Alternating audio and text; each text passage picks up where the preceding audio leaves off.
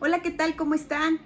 Mi corazón y mi familia llenos de agradecimiento a Dios por permitirnos una semana más de su gracia, de su misericordia, para poder llevarte hasta tu casa, hasta tu corazón, hasta tus oídos y tu familia y los de tu familia, este mensaje de fe, este mensaje de esperanza, este mensaje de salvación, literal de salvación, donde puedes descansar. No sé, y me gustaría hacerte la pregunta, ¿sobre qué estás descansando hoy? ¿De qué está hablando tu corazón? ¿De qué estás hablando con tu familia? ¿De qué habla tu cara? Porque muchas personas podemos hablar muchas palabras muy hermosas, llenas de inteligencia, de sabiduría, pero tu cara no lo sabe y tu actitud tampoco. ¿De qué está hablando tu cuerpo? ¿De insomnio? ¿De miedo? ¿De incertidumbre? ¿De desesperanza? ¿De ansiedad? ¿De ira? ¿De enojo? ¿De qué está hablando tu vida? Quizá está hablando hoy por hoy de la importancia, de la gratitud. Quizá hoy por hoy estás hablando desde tu gratitud. Quizá hoy por hoy estás hablando ya dando fruto, ayudando a otras personas a levantarse en medio de esta pandemia, en medio de algún otro problema que puedan estar cargando, que se haya sumado a esta pandemia. A estas alturas sí ya estás dando fruto. Ahí desde donde tú estás, perdón, con un poquito de temor, con un poquito de incertidumbre, pero confiando sobre esta simiente eterna que es Dios, sobre esta roca firme que es Dios. Si tú estás confiando desde ahí, tu familia está edificada sobre esa roca fuerte que es Dios, ya estarías dando fruto, ya estás dando fruto, porque muy probablemente la gente te está buscando para que les digas, les muestres, quizá puedas dar tu testimonio de cómo lo hiciste. Y este es el mejor momento. Este es el mejor momento. En medio del sufrimiento no hay, yo creo, uno de los tiempos, una de las temporadas para crecer en fe.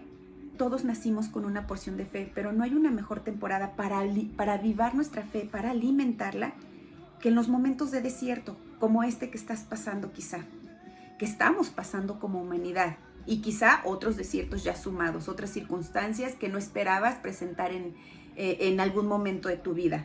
Como te las repito, miedo, ansiedad, planes de divorcio, maltrato, no sé, violencia intrafamiliar. El día de hoy, ¿de qué está hablando tu vida? ¿De qué habla tu vida? Si no es así, ya sabes, te sigo exhortando. Nunca es tarde, lo puedes hacer hoy. Lo puedes hacer hoy, desde hoy. Ya no tardes, ya no tardes. Lo que tú hagas vas a ser de bendición para los demás. Bueno, ya haciendo esta introducción más rapidita que las otras para irme más rápido con el tema, te quiero agradecer y quiero darle gracias a Dios, orar en este momento porque Dios me permita de tus oídos, de tu corazón, dispuesto para recibir el mensaje de la manera como Él quiere que lo recibas. Y al final, con todo esto, darle la honra y la gloria a Él. Si tú quieres que Dios te honre a ti y honre tu vida, bueno, pues tienes que honrarla de Él y lo que Él ha hecho por ti. Esto es un dar y recibir. Así es esto.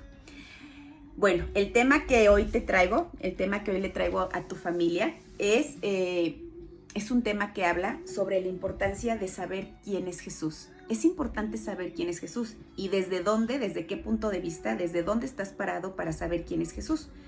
Hay muchas maneras de saber quién es Jesús.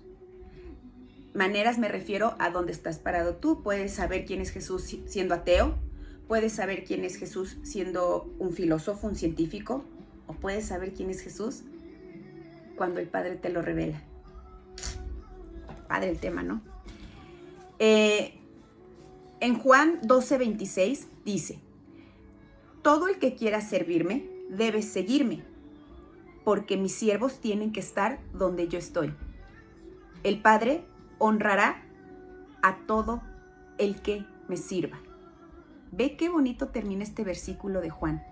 El Padre honrará a todo el que me sirva. Bueno, como todos sabemos, como tú lo sabes muy bien, se ha distorsionado el concepto de la persona de Jesús. Y algunos ni siquiera se han dado cuenta. El antes y el después de que Jesús fuera revelado a mi corazón por medio de Dios, es un cambio de 180 grados, de cómo yo lo percibía, como yo crecí percibiendo quién era Jesús, desde mi infancia, pasando por el ateísmo, ahora, bueno, te quiero decir que es un cambio de 180 grados. No fue de 360 porque llegaría al mismo lugar, pero sí fue de 180 grados, donde me queda claro que no lo hizo un humano, no lo hizo un mortal. Fue su Padre quien reveló a mi corazón y a mi cabeza, a mi mente y a mi familia quién es Jesús. Empezó por uno, luego por otro, y bueno, como resultado de uno y otro, ahora mi hijo tiene en su corazón y en su mente el concepto de la persona de Jesús. Entonces, de esto te voy a hablar. Esto de distorsionar el concepto de la persona de Jesús, de quién es Jesús, ha sucedido no ahorita, ha sucedido desde que Jesús recorría pueblos y ciudades para enseñar y para sanar. Siempre se ha distorsionado el concepto de quién es Jesús, pero lo hemos distorsionado nosotros, desde nuestra inhabilidad, cuando no reconocemos a Dios en nuestras vidas. Estando Jesús en la región costera de Cesarea de Filipo, así se llamaba, es el lugar, Cesarea de Filipo, nombre que se le puso a esta ciudad en honor a un emperador. Estando Jesús en esa ciudad, en Cesarea de Filipo, con sus discípulos, aprovechó el marco del nombre de la ciudad en honor a un emperador para hacerles la siguiente pregunta a sus discípulos. Viene en Marcos 8:28. Jesús pregunta, ¿quién dice la gente que soy yo? La respuesta de sus discípulos fue la que se escuchaba, la misma que se escuchaba por las calles. Pues unos dicen que Juan el Bautista, otros dicen que Elías y otros dicen que eres uno de los profetas. Fueron respuestas diferentes, las tres equivocadísimas.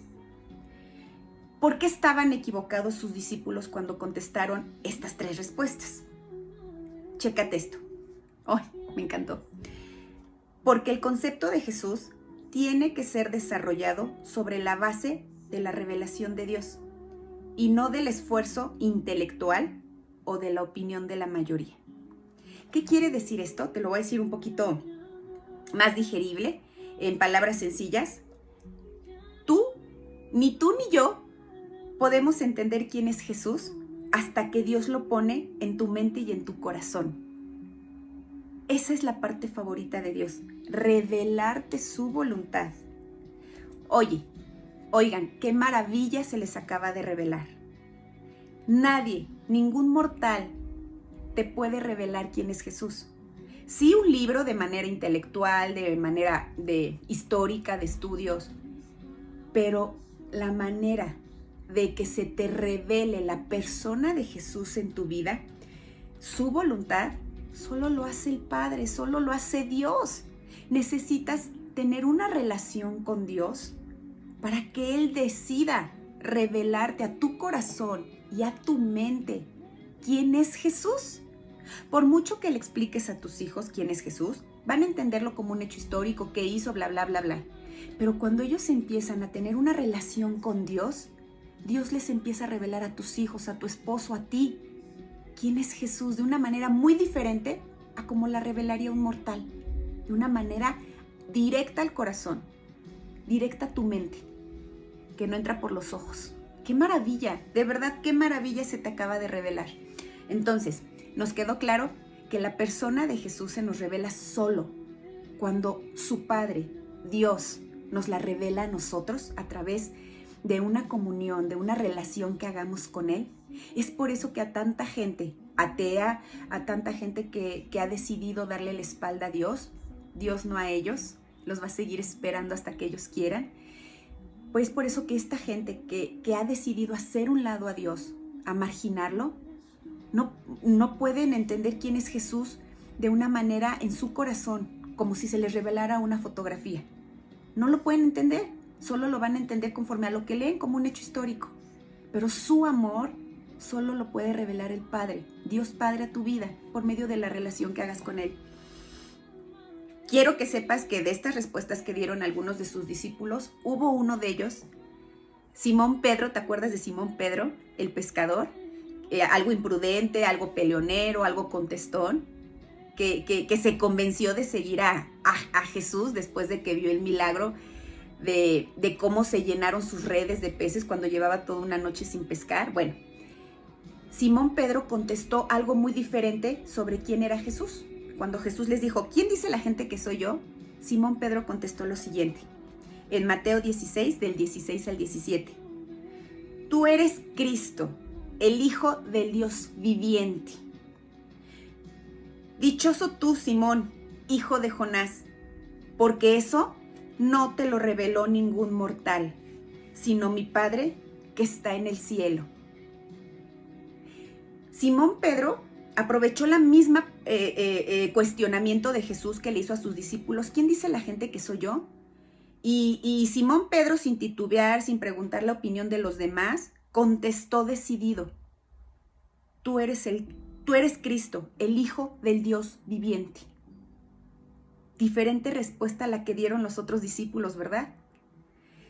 Y ve cómo le contesta Jesús a esa respuesta que le dio Simón Pedro de quién era él. Dichoso tú, Simón, hijo de Jonás, porque esto no te lo reveló ningún mortal, sino mi Padre que está en los cielos. ¿Te das cuenta?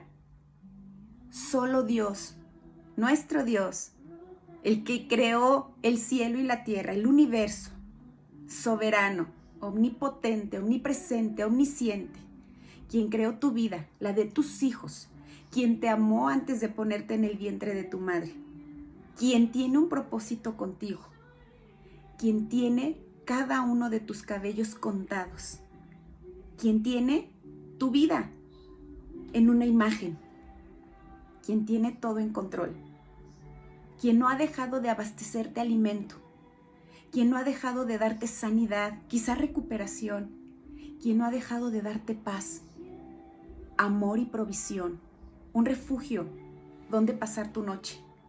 Ese Dios, nuestro Dios Padre, es el único que puede revelarnos quién es su Hijo. ¡As! Bueno, tú te preguntarás que por qué Simón Pedro respondió con esta seguridad, ¿no? Siendo inculto, siendo un pescador, inmaduro en su fe, tenía poco caminando con Jesús. Simón Pedro contestó de esta manera, porque Dios, no un mortal, Dios le puso la convicción en su mente y en su corazón de quién era Jesús. Pero también recuerdas a Judas Iscariote, quien lo entregó por algunas monedillas de plata, acto que se sigue haciendo hasta la fecha. Judas Iscariote, como tú sabes, fue uno de sus 12 discípulos, que al final fue quien lo entregó a las autoridades de aquellos tiempos para que lo crucificaran y por unas cuantas monedas de plata. Bueno, ¿por qué Judas Iscariote, siendo alguien que caminó con Jesús, alguien que lo vio hacer milagros, alguien que lo vio enseñar con tal maestría, con tal humildad, alguien que lo vio responderle a ricos y a pobres en cuanto a lo material, alguien que amaba a los leprosos, alguien que sanaba con tan solo abrir su boca, su voz y declarar sanidad sobre alguien? ¿Por qué a Judas Iscariote le costó tanto recibir a Jesús o que le fuera revelada la persona de Jesús en su corazón? Judas Iscariote solo alcanzó a percibir a Jesús o a identificarlo como alguien, como un profeta, como un líder, como un maestro. Sí, vi milagros, pero es normal, ¿no? Casi. Sí, es un maestro, enseña padre. Como muchos el día de hoy, como te lo dije al principio, muchos reconocen a Jesús como un profeta, como un maestro, como un líder, pero nunca lo reconoció como su Salvador y como su Señor. No llegó a tener esa revelación en su corazón, aún que caminó con él, vio milagros, lo escuchó hablar, sintió su amor. No le fue revelado en su corazón quién era Jesús. Bueno, ¿y cómo sabemos esto de Judas Iscariote, que le pasó esto? Porque después de entregar a Jesús por unas cuantas piezas de plata, su crisis, el remordimiento, la culpa, el terror, lo condujeron al suicidio. Judas Iscariote, después de que hizo este aberrante acto de entregarlo, que bueno, ya estaba también, no puso su confianza en Jesucristo para ser libre de este tormento, de esta culpa, de esta crisis, para ser libre de este remordimiento del pecado que había cometido contra Jesús. Entonces, aquí hay dos escenarios. Simón Pedro, el pescador, y Judas Iscariote. Los dos discípulos de Jesús caminaron con él, lo vieron hacer milagros, lo escucharon hablar, sintieron su amor, cómo se acercaba a los leprosos sin miedo, como la sociedad lo hace o lo hacía. Digo lo hace porque lo seguimos haciendo, ¿no? Cuando alguien está enfermo o algo nos parece diferente en alguien, decidimos rechazarlo. Bueno, Simón Pedro pecó contra Jesús también, al igual que Judas Iscariote. No sé si recuerdes el versículo donde Jesús le dice a Simón Pedro: antes de que amanezca, antes de que cante el gallo, me negarás 3 veces. Y Pedro dijo: jamás, Señor, yo jamás haría eso, ¿cómo te voy a negar? Bueno, sabemos que Pedro negó a Jesús por miedo a que lo relacionaran con Jesús y lo mataran. Lo negó con las autoridades: yo no conozco a Jesús, 3 veces, como Jesús se lo había profetizado. Y por otro lado, Judas Iscariote pecó contra él cuando reveló en dónde estaba Jesús a las autoridades para que lo pudieran apresar y de esta manera recibir unas piezas de plata. ¿Por qué uno acabó suicidándose de una manera que ahorita te la voy a contar? ¿Y por qué el otro siguió pasando la buena noticia a más generaciones, a más que hasta hoy nos ha llegado a nuestras manos, gracias a Dios, y ha avivado nuestra fe y somos personas de fe? Bueno, Simón Pedro decidió el arrepentimiento y clamar por perdón. Judas Iscariote decidió el remordimiento. Y el remordimiento acaba en muerte. ¿Te quieres morir? ¿Alguna vez has sentido remordimiento? Quisieras que la tierra te tragara, pero con tanta soberbia que no te atreves a clamar perdón, o a pedir perdón, o a otorgarlo si alguien te ha hecho daño. ¿Qué estás eligiendo hoy en tu vida?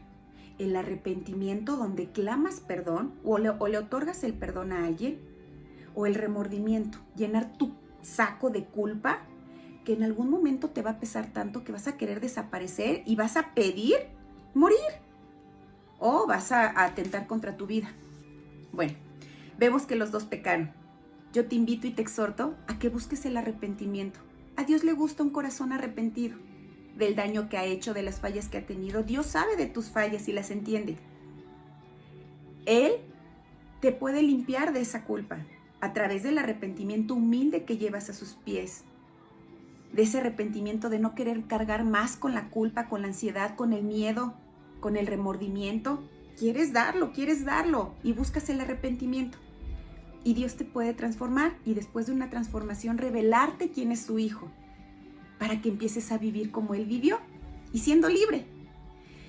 O bien buscas el remordimiento por tu soberbia, te gusta el remordimiento, haces daño, gritas, ofendes, maltratas y das por hecho que a tu familia se le pasará o a la persona que lastimaste se le pasará, no importa. Me tienen que querer, así soy, ¿no?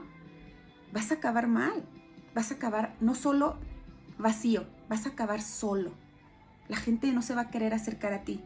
Dicen por ahí que el animal más peligroso en un bosque es aquel que está lastimado. Te voy a contar, es un versículo chiquito, en Hechos 1:18, cómo acabó Judas Iscariote. Con el dinero que obtuvo por su crimen, Judas compró un terreno. Allí cayó de cabeza, se reventó y se le salieron las vísceras. En otras versiones dicen intestino, en otras X, ¿no? Yo creo que, no sé, tuvo un accidente, yo lo quiero interpretar así, tuvo un accidente donde su cuerpo se vio muy lastimado de tal manera que reventó, ¿no? Entonces, bueno, no quiere decir que te va a pasar lo mismo físicamente, pero quizás sí tu alma esté a 2 de reventar. Y seguido a eso, tu mente. Y cuando tu alma y tu mente revientan, sabemos que el deseo de querer desaparecer es inminente, o de desaparecer a la persona que te hace daño. No seas ese animal lastimado del bosque que se vuelve el más peligroso para los demás. ¿Quién es Jesús para ti? ¿Realmente importa tanto saber quién es Jesús para ti? A diferencia de los líderes de alguna religión, algún líder de cualquier religión que conozcas, que haya vivido y bueno, ya se murió, y cualquier líder de cualquier religión que conozcas, o cualquier líder de alguna corriente ideológica, de entre todos ellos, Jesús es el único que después de morir resucitó. Además de entre ellos, Jesús es el único con quien podemos relacionarnos de manera personal. Aún ahorita. Nos podemos relacionar de manera personal con Él para entender la vida como Él la vivió y como Él la diseñó. Los demás, esos líderes religiosos, esos líderes de corrientes ideológicas, solo han dejado un legado de ideas y de principios, pero nada más. ¿Quién no exalta las aportaciones sociales de la Madre Teresa de Calcuta, de Martin Luther King, de Mahatma Gandhi? ¿Quién no exalta la osadía de Abraham Lincoln, de Benito Juárez, de Simón Bolívar, de Nelson Mandela? Sus nombres de todos ellos quedaron grabados para siempre en la historia, pero ellos no existen más. ¿Quién es Jesús? ¿Es solo un revolucionario que desafió el status quo de su tiempo? ¿Es solo alguien que denunció la corrupción religiosa? ¿Es alguien que solo buscaba el bienestar de las masas? ¿Es alguien fue alguien que solo es un maestro que enseñó sobre las relaciones humanas? ¿Es alguien que enseñaba a superar la discriminación? ¿Solo un sabio que respondió con profundidad a los que lo acechaban? ¿Era solo alguien que respondía con palabras muy sabias a quien lo molestaba y lo acechaba? ¿Era alguien que solo hizo milagros? Jesús es alguien mejor de lo que el mundo piensa. Si solo lo vemos como alguien, como un maestro, como un profeta, como un líder, como lo vio Judas Iscariote, entonces estamos perdiendo el tiempo, porque lo estamos tratando como un personaje histórico o religioso. Esa pregunta de quién es Jesús se le hicieron un grupo de griegos que acudieron a adorar en Jerusalén. Hubo una fiesta en Jerusalén en honor a Jesús y acudieron algunos líderes griegos, a esa fiesta, y no se acercaron directamente a Jesús. Como lo sabemos, estaban llenos de protocolos, de autoridad, ¿no? Estos griegos que acudieron a esta fiesta se acercaron al discípulo de Jesús llamado Felipe y le rogaron: Señor, queremos ver a Jesús. Juan 12:21. Felipe fue a decírselo a Andrés y ambos fueron a decírselo a Jesús. Juan 12:22. Jesús respondió cuando llegaron sus dos discípulos. Los griegos le dijeron a Felipe: Señor, queremos ver a Jesús. Lo hicieron de una manera muy reglamentaria. Paso 1, pues pedir una audiencia, ¿no? Un protocolo. Entonces Felipe va con Andrés y le comenta con el otro discípulo: quieren ver a Jesús. Entonces ambos van con Jesús y le dicen: hay un grupo de griegos que quieren verte, que quieren conocerte. Jesús respondió esto, escucha: ha llegado la hora de que el Hijo del Hombre sea glorificado. Ciertamente les aseguro que si el grano de trigo no cae en tierra y muere, se queda solo, pero si muere, va a producir mucho fruto. ¿Qué respuesta le da a estos discípulos que le preguntaron: Jesús, hay un grupo de griegos que quiere conocerte? Ahorita te voy a explicar la contestación de Jesús. No les dijo sí, no les dijo no, le dijo: ha llegado mi hora, en pocas palabras, ha llegado mi hora, es momento que yo muera, porque una semilla que no muere no puede dar fruto. Tú y yo lo sabemos. Si has visto sembrar a alguien algo, un árbol de lo que sea, la semilla tiene que estar muerta, tiene que estar seca. Una semilla muerta es aquella que se puede sembrar y dar fruto. Bueno, Jesús no vivía escondido como para no encontrarlo, como para que estos griegos no lo encontraran. A pesar de su popularidad, era el hombre más accesible en su tiempo. Bastaba con acercarse y abordarlo. ¿Recuerdas a Jairo de la semana pasada? ¿Recuerdas a Jairo y a la mujer que fue sanada de flujo de sangre? No buscaron una audiencia, no buscaron un protocolo, simplemente lo abordaron. Eso nos habla de que Jesús era una persona fácil de abordar. Pero los griegos, llenos de protocolos, bueno, fieles a su costumbre de debatir, de comprobar, de hacer algo tan sencillo, algo tan difícil, usaron la diplomacia para buscar con Jesús un encuentro oficial. ¿Qué manera de responder a los griegos con ese pensamiento, ¿no? De Jesús? Un pensamiento racional, lógico, escéptico. ¿Quieren ver a Jesús? Pues lo verán resucitado, fue la contestación de Jesús a sus discípulos. ¿Quieren verme? Pues me verán resucitado. Con esa contestación Jesús estaba anticipando que su mayor gloria consistiría en morir y resucitar. Por eso usó la metáfora de la semilla, que necesita morir para producir una nueva planta y fruto. Declaró que quienes le buscan, escucha esto, declaró que quienes le buscan necesitan dejar su zona de confort para entregar su vida, seguirlo y servirle. Porque entonces, ¿qué crees? Entonces el Padre, que está en los cielos, los honrará.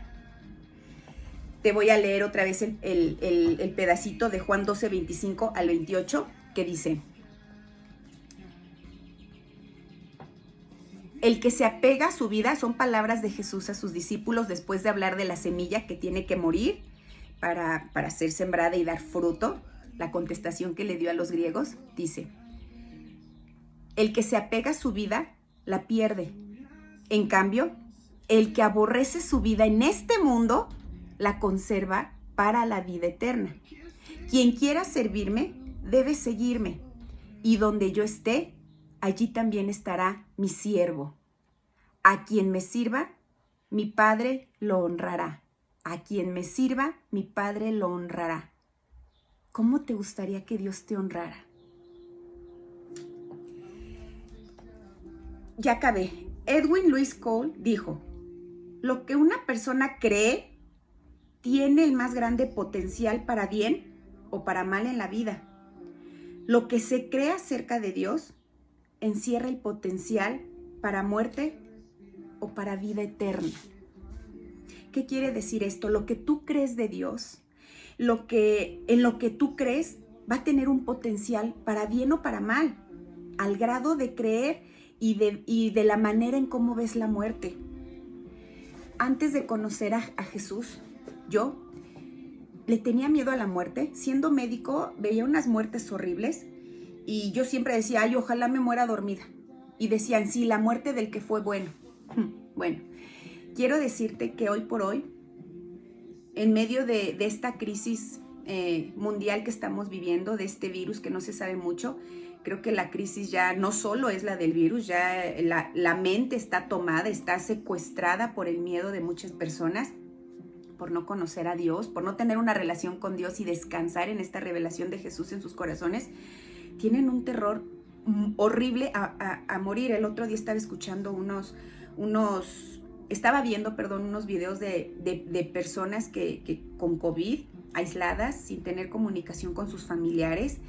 Es más, los mismos médicos pues se están cuidando, pueden otorgarle la atención con sus medidas necesarias, pero en esa soledad hay gente que conoce a Dios, que les sirve, que les sirvió a Jesús, como dice aquí, y Dios los honró aún en medio de esa soledad aparente, que ya con un ventilador, sintiéndose muy mal, estaban en comunión con Dios, esperando el mejor lugar.